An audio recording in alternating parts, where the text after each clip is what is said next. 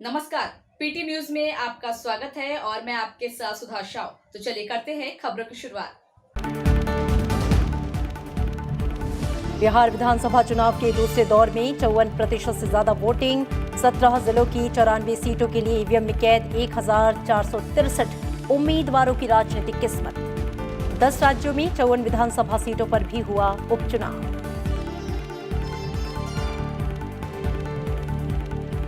प्रधानमंत्री नरेंद्र मोदी ने बिहार चुनाव के तीसरे चरण के प्रचार में एनडीए सरकार की वापसी का किया दावा। कहा, सबका विश्वास सबका विकास के मंत्र के साथ काम कर रही है सरकार। महागठबंधन के लिए प्रचार में राहुल गांधी ने कहा, सरकार बनने पर सबको दिया जाएगा बराबर का सम्मान।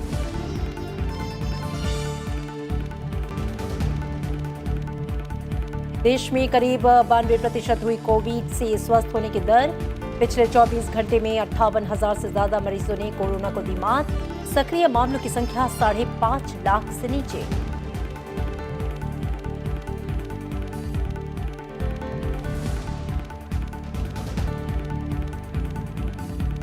बंगाल की खाड़ी में मालाबार नौसेना अभ्यास का पहला चरण आज से शुरू। भारत, अमेरिका, जापान और ऑस्ट्रेलिया की नौसेना के बीच उच्च स्तरीय तालमेल और समन्वय करना मकसद। दूसरा चरण नवंबर के मध्य में अरब सागर में होगा आयोजित।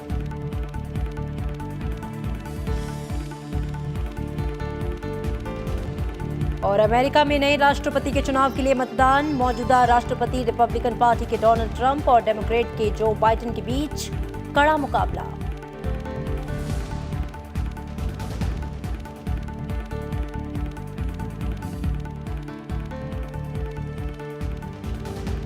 बिहार विधानसभा चुनाव के दूसरे दौर का मतदान आज पूरा हो गया। दूसरे चरण की 94 सीटों के लिए 54% से अधिक मतदान हुआ। मतदान के दौरान कोविड-19 प्रोटोकॉल का पूरा ध्यान रखा गया। प्रधानमंत्री नरेंद्र मोदी और कांग्रेस नेता राहुल गांधी ने लोगों से वोट डालने की अपील भी की। बिहार विधानसभा चुनाव के दूसरे दौर की वोटिंग को लेकर भी मतदाताओं में खासा उत्साह दिखा। सुबह 7 बजे वोटिंग शुरू होते ही मतदान केंद्रों पर लोगों की कतार लग गई। इस दौरान सोशल डिस्टेंसिंग, थर्मल स्क्रीनिंग और सैनिटाइजर समेत सभी एहतियाती उपाय अपनाए गए। चुनाव आयोग के मुताबिक कड़ी सुरक्षा के बीच दूसरे दौर का चुनाव शांतिपूर्ण तरीके से पूरा हो गया। Elections were conducted in a peaceful manner across 94 assembly constituencies in 17 districts of Bihar. My special thanks to our senior citizens, persons with disabilities, women for coming out in large number, undeterred by the difficulties or the personal circumstance. Our thanks goes to all the electoral machinery in the field, up to the BLO level and the poll volunteers who have assisted the commission in conducting the election. दूसरे दौर में आने वाली विधानसभा सीटों पर कई दिग्गज नेताओं और उम्मीदवारों ने मतदान किया। युवाओं और महिलाओं के साथ बुजुर्गों ने भी मतदान में बढ़ चढ़कर हिस्सा लिया। और इधर बिहार चुनाव के तीसरे चरण के लिए प्रचार जोरों पर है। प्रधानमंत्री नरेंद्र मोदी की बिहार में आज एक बार फिर जनसभाएं हुई। इस दौरान प्रधानमंत्री ने राज्य में एनडीए की दोबारा सरकार बनने की उम्मीद जताई। उन्होंने कहा कि एनडीए सरकार सबका विश्वास सबका विकास के मंत्र का अनुसरण करते हुए समाज के सभी वर्गों के विकास के लिए काम कर रही है। प्रधानमंत्री नरेंद्र मोदी ने बिहार में मंगलवार को फॉरबिसगंज और सहरसा में एनडीए उम्मीदवारों के पक्ष में प्रचार किया। प्रधानमंत्री ने एक तरफ जंगलराज और परिवारवाद के मुद्दे पर विपक्ष को घेरा, तो वहीं दूसरी तरफ एनडीए सरकार की उपलब्धियां गिनाई। प्रधानमंत्री ने कहा कि बिहार की जनता ने डबल युवराजों को नकार दिया है। आज एनडीए के विरोध में जो लोग खड़े हैं, वो इतना कुछ खाने पीने के बाद अब फिर से बिहार को लालच भरी नजरों से देख रहे हैं। लेकिन बिहार की जनता जानती है कि कौन बिहार के विकास के लिए प्रतिबद्ध है और कौन अपने परिवार के विकास के लिए। आज बिहार में परिवारवाद हार रहा है, जनतंत्र फिर से जीत रहा है। रंगबाजी और रंगदारी हार रही है, विकास फिर से जीत रहा है। आज बिहार में अहंकार हार रहा है और परिश्रम फिर से जीत रहा है। घोटाला हार रहा है और लोगों का हक फिर से जीत रहा है। आज बिहार में गुंडागर्दी हार रही है। कानून का राज वापस लाने वाले फिर जीत रहे हैं। आत्मनिर्भर बिहार की बात करते हुए प्रधानमंत्री ने कहा कि एनडीए सरकार का जोर बिहार को नेक्स्ट जनरेशन आईटी हब के रूप में विकसित करना, प्रदेश में नए दुग्ध प्रोसेसिंग उद्योगों का विकास करना, सैकड़ों नए किसान उत्पादक संघों का निर्माण करना है। प्रधानमंत्री ने कहा कि बीते दशक में मुख्यमंत्री नीतीश कुमार के नेतृत्व में एनडीए सरकार ने आत्मनिर्भर बिहार की मजबूत नींव रखी है। आत्मनिर्भर बिहार यानी बिहार के कुटीर उद्योगों का विकास। आत्मनिर्भर बिहार यानी स्थानीय भाषा में, मातृभाषा में मेडिकल इंजीनियरिंग जैसी तकनीकी शिक्षा की पढ़ाई। आत्मनिर्भर बिहार यानी IT park, software park, hardware manufacturing park का निर्माण। आत्मनिर्भर बिहार यानी हर गांव में इंटरनेट, हर पंचायत में इंटरनेट। आत्मनिर्भर बिहार यानी छठी कक्षा के ऊपर के सभी छात्र छात्राओं को कंप्यूटर की शिक्षा। जनसभाओं के दौरान प्रधानमंत्री ने देशवासियों से आग्रह किया कि वे त्योहारों के दिनों में जितना संभव हो सके स्थानीय चीजें खरीदने पर ही जोर दें। और इधर विपक्षी दलों ने भी तीसरे और अंतिम चरण के चुनाव प्रचार के लिए अपनी पूरी ताकत झोंक दी है। राजनीतिक दलों के दिग्गज जनसभाओं और रोड शो के जरिए मतदाताओं को लुभाने में जुटे हैं। बिहार के चुनावी समर में कांग्रेस नेता राहुल गांधी मंगलवार को एक बार फिर दांव लगाने पहुंचे। राहुल गांधी ने बिहार में कोढ़ा और किशनगंज में जनसभाएं की। उन्होंने महागठबंधन के उम्मीदवारों के पक्ष में मतदान की अपील की। बिहार में गठबंधन की सरकार बनेगी तो वो सबकी सरकार होगी। वो किसी एक धर्म की, किसी एक जात की, किसी एक डिस्ट्रिक्ट की सरकार नहीं होगी। वो पूरे के पूरे बिहार की सरकार होगी और उस सरकार में सबका आदर होगा। महागठबंधन की तरफ से मुख्यमंत्री पद के उम्मीदवार और आरजेडी नेता तेजस्वी यादव ने भी अपनी जीत का दावा किया है और कहा कि बिहार की जनता इस बार मुद्दों पर वोट डालेगी। वहीं Lok Janshakti Party, Grand Democratic Secular Front और प्रोग्रेसिव डेमोक्रेटिक अलायंस के नेता भी अंतिम चरण के प्रचार अभियान में अपनी ताकत झोंके हुए हैं।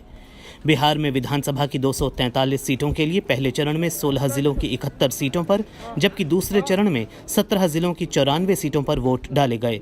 बाकी 78 सीटों के लिए तीसरे और अंतिम चरण में 7 नवंबर को वोट डाले जाएंगे और मतगणना 10 नवंबर को होगी।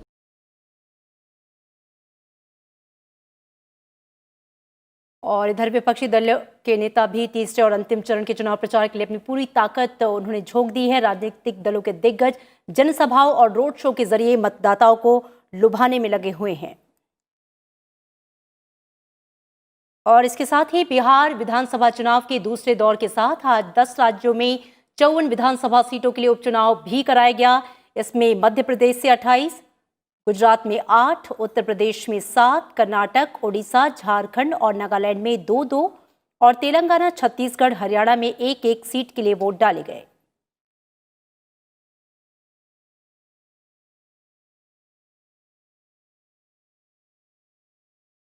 नागालैंड में 88% से ज्यादा और तेलंगाना में 82% से ज्यादा मतदान हुआ। वहीं मध्य प्रदेश में 68% से ज्यादा, छत्तीसगढ़ में 72%, गुजरात में 58% से ज्यादा और उत्तर प्रदेश में 7 सीटों के लिए 52% मतदान दर्ज किया गया। इन 54 सीटों पर उपचुनाव के लिए वोटों की गिनती बिहार चुनाव की मतगणना के साथ 10 नवंबर को ही होगी।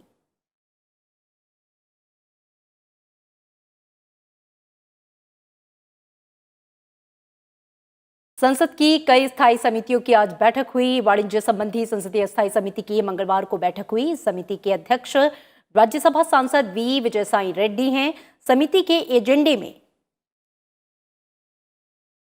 अखिल भारतीय सौर उद्योग संघ और नवीकरणीय ऊर्जा मंत्रालय के प्रतिनिधियों का कोविड के बाद अर्थव्यवस्था में निवेश को आकर्षित करने को लेकर उनका विचार जानना था। श्रम मंत्रालय से जुड़ी संसद की स्थायी समिति की भी मंगलवार को बैठक हुई। इसमें श्रम और रोजगार मंत्रालय की 2020-21 के अनुदान मांगों पर 5वीं रिपोर्ट पर एक्शन टेकन रिपोर्ट्स के मसौदे, कपड़ा मंत्रालय की 2020-21 के अनुदान मांगों पर 6ठी रिपोर्ट, कौशल विकास और उद्यमिता मंत्रालय की 2020-21 अनुदान की मांगों पर रिपोर्ट को मंजूर करना शामिल था। समिति को कपड़ा विकास मंत्रालय के प्रतिनिधियों ने मैनमेड फाइबर के विकास के बारे में बताया। साथ ही प्राक्कलन समिति की आज हुई बैठक में सरकारी व्यय के बेहतर वित्तीय प्रबंधन के लिए हालिया बजटीय सुधारों पर वित्त मंत्रालय के प्रतिनिधियों के विचार सुने गए।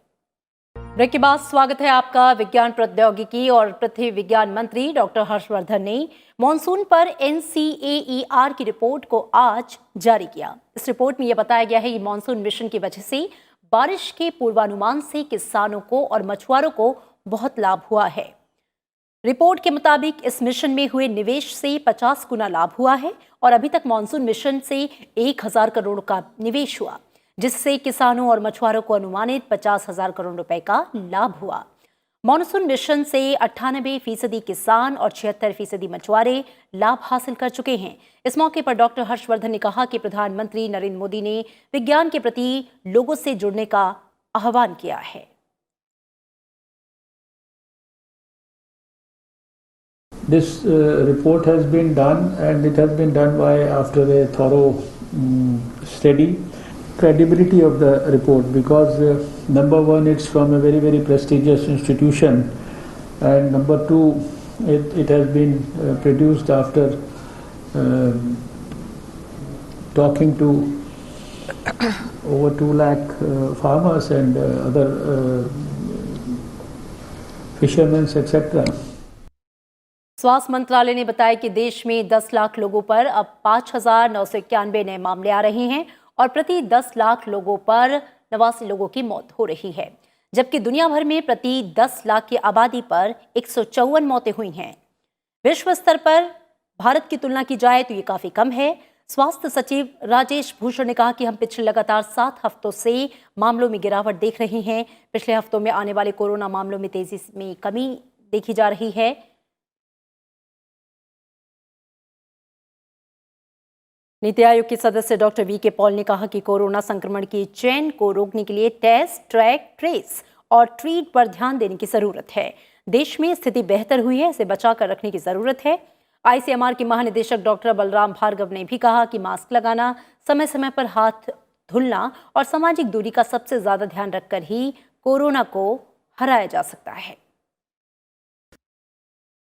देश में कोविड संक्रमण से ठीक होने वालों की दर 92% तक पहुंच गई है। पिछले 24 घंटों के दौरान लगभग 58,000 से अधिक मरीज ठीक हुए। स्वास्थ्य मंत्रालय के मुताबिक ठीक होने वालों की संख्या 76 लाख से ऊपर पहुंच गई। देश में इस समय सक्रिय मामलों की संख्या 5.5 लाख से कम हो गई है। रोजाना बड़ी संख्या में कोविड रोगियों के ठीक होने और मृत्यु दर में लगातार आ रही कमी के बाद भारत में सक्रिय मामलों की संख्या में लगातार गिरावट का रुख जारी है। देश में सक्रिय मामले 5.5 लाख से कम हो गए हैं। देश में इस समय कुल सक्रिय मामलों की संख्या 5,41,405 है, जो कि कुल मामलों का मात्र 6.55% है। जो रिकवर हो गए, भले चंगे हो गए, अपने घरों को चले गए, इसकी वजह से जो एक्टिव केसेस हैं वो आज जब हम आपसे बात कर रहे हैं केवल 5,41,000 के लगभग हैं, जो कि 6.8% है कुल केसेस का। क्यूमुलेटिव पॉजिटिविटी रेट यानी जब से इन्फेक्शन प्रारंभ हुआ देश में तब से लेकर अब तक ये 7.4 हो गया है। इसमें भी लगातार गिरावट आ रही है। सक्रिय मामलों की संख्या में गिरावट के साथ ही ठीक होने वाले रोगियों की संख्या में भी भारी वृद्धि हुई है।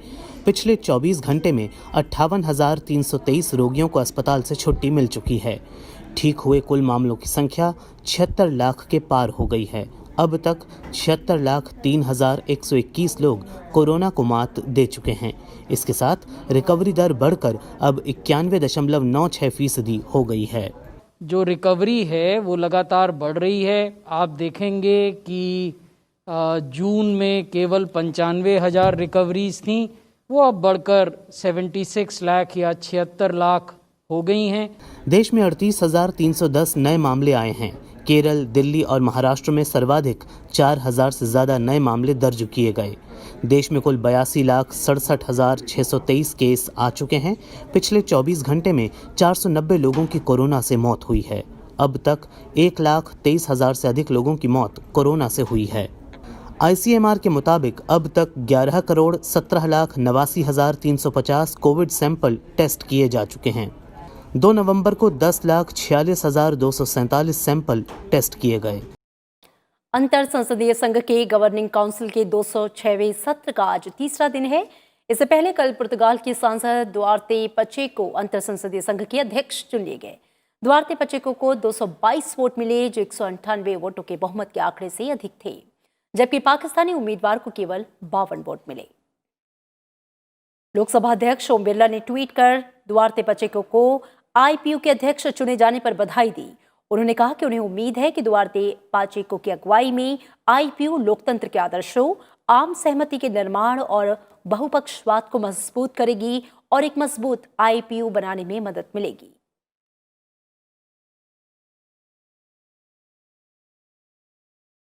अंतर संसदीय संघ के 206वें सत्र में भारतीय संसदीय प्रतिनिधिमंडल का नेतृत्व लोकसभा अध्यक्ष ओम बिरला कर रहे हैं। उनके साथ लोकसभा सदस्य पूनमबेन, हेमंत भाई माडम और राज्यसभा सदस्य स्वपन दास गुप्ता भी हैं। इस सत्र में कुल 144 देशों के सांसद हिस्सा ले रहे हैं। IPU के प्रत्येक सदस्य संसद के 3 संसद सदस्य गवर्निंग काउंसिल में प्रतिनिधित्व करते हैं, जो मतदान में भी हिस्सा लेते हैं।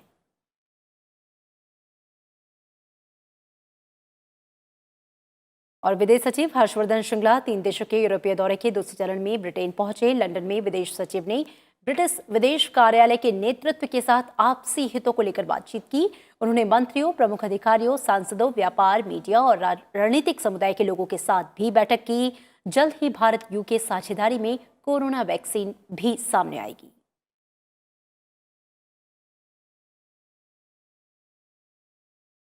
भारत ने कोविड-19 महामारी की अवधि में खाड़ी देशों को भोजन, दवाओं और आवश्यक वस्तुओं की आपूर्ति समेत सभी सहायता का आश्वासन दिया है। भारत खाड़ी सहयोग परिषद की बैठक में विदेश मंत्री डॉक्टर S जयशंकर ने मंगलवार को वीडियो कॉन्फ्रेंसिंग के जरिए हिस्सा लेते हुए ये भरोसा दिया। बैठक के बाद विदेश मंत्री S जयशंकर ने बैठक को सफल और उत्पादक बताया है। वार्ता के दौरान कोविड-19 से रिकवरी के साथ साथ व्यापार और आवागमन के मुद्दों पर भी चर्चा हुई। भारत ने खाड़ी देशों से भारतीय कामगारों और पेशेवरों को अपने यहाँ वापसी की सुविधा देने का भी अनुरोध किया। खाड़ी देशों के प्रतिनिधियों ने अपने देशों में भारतीय स्वास्थ्य सेवा पेशेवरों के योगदान की सराहना की। भारत GCC के महासचिव नेफ फलाह मुबारक अल हज़ाफ के अलावा बहरीन, UAE, कुवैत, सऊदी अरब और कतर के विशेष प्रतिनिधि भी बैठक में शरीक थे। और बंगाल की खाड़ी में मालाबार नौसेना अभ्यास के 24वें संस्करण का पहला चरण आज से शुरू हो गया। यह अभ्यास बंगाल की खाड़ी में विशाखापत्तनम में 6 नवंबर तक चलेगा। अभ्यास में भारतीय नौसेना, अमेरिकी नौसेना, जापान समुद्री आत्मरक्षा बल और रॉयल ऑस्ट्रेलियाई नौसेना हिस्सा ले रहे हैं। भारतीय नौसेना की ओर से युद्धपोत शिवालिक, पेट्रोल जहाज सुकन्या, फ्लीट स्पोर्ट शिप शक्ति और सबमरीन सिंधुराज इस अभ्यास में हिस्सा ले रहे हैं।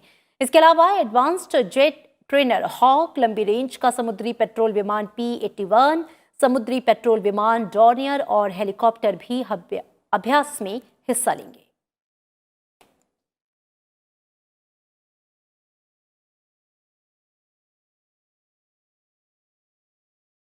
और अमेरिका में नए राष्ट्रपति के चुनाव के लिए मतदान शुरू हो चुका है। सुबह के वक्त युवाओं में खासा जोश देखा गया।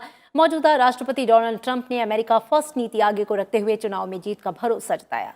वहीं उनके प्रतिद्वंदी जो बाइडेन ने लोगों से डोनाल्ड ट्रंप की नीतियों के विरोध में उन्हें समर्थन देने की अपील की है।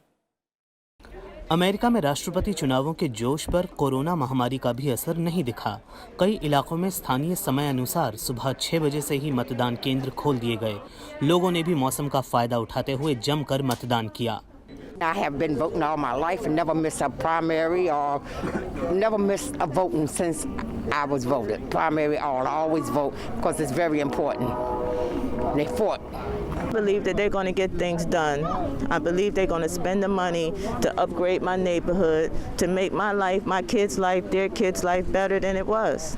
मतदान से एक दिन पहले रिपब्लिकन उम्मीदवार राष्ट्रपति डोनाल्ड ट्रंप और डेमोक्रेटिक उम्मीदवार और पूर्व उपराष्ट्रपति जो बाइडेन ने मतदाताओं से अपील की और उनसे उनका सहयोग मांगा। We have made America strong again. We have made America proud again. We're proud again. We're respected. We're respected again.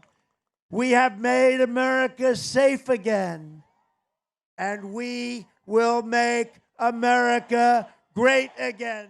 Tomorrow's the beginning of a new day. Tomorrow, we can put an end to a presidency that has left hard-working Americans out in the cold. Tomorrow, we can put an end to a presidency that has divided this nation, fanned the flames of hate. Tomorrow, we can put an end to a presidency that has failed to protect this nation.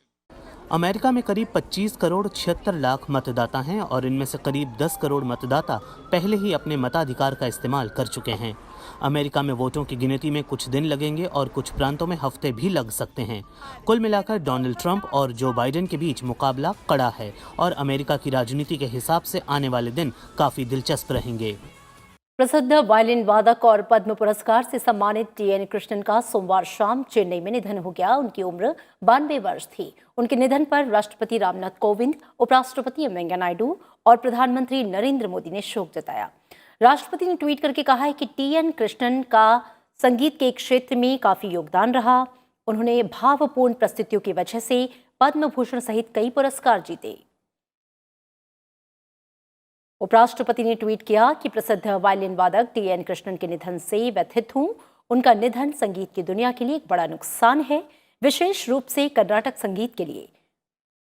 वो रागों के सार को पकड़ने के लिए जाने जाते थे और उन्होंने दशकों तक श्रोताओं को अपने संगीत से मंत्रमुग्ध किया। शोक संतप्त परिवार के प्रति मेरी हार्दिक संवेदना। प्रधानमंत्री नरेंद्र मोदी ने भी ट्वीट करके टी.एन. कृष्णन के निधन पर शोक जताया है। उन्होंने कहा कि प्रख्यात वायलिन वादक टी.एन. कृष्णन के निधन से संगीत जगत में एक बहुत बड़ा खालीपन आ गया। उनकी रचनाओं ने भावनाओं की एक विस्तृत श्रेणी और भिन्न संस्कृति को बड़ी ही खूबसूरती से उकेरा है। वो युवा संगीतकारों के एक उत्कृष्ट गुरु भी थे। लोकसभा अध्यक्ष ओम बिरला ने ट्वीट कर कहा कि पद्म पुरस्कार से सम्मानित प्रख्यात वायलिन वादक टी.एन. कृष्णन की मृत्यु संगीत जगत के लिए अपूरणीय क्षति है।